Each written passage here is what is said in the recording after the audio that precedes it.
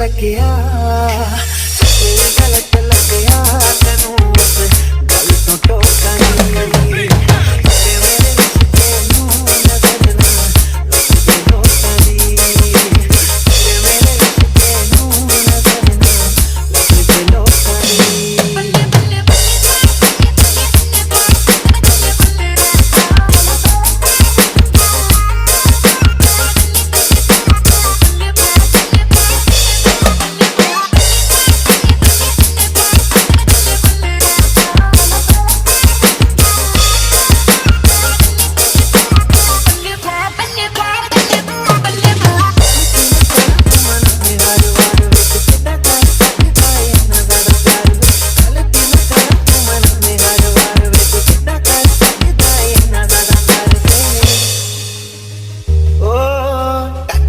तेरे वास्ते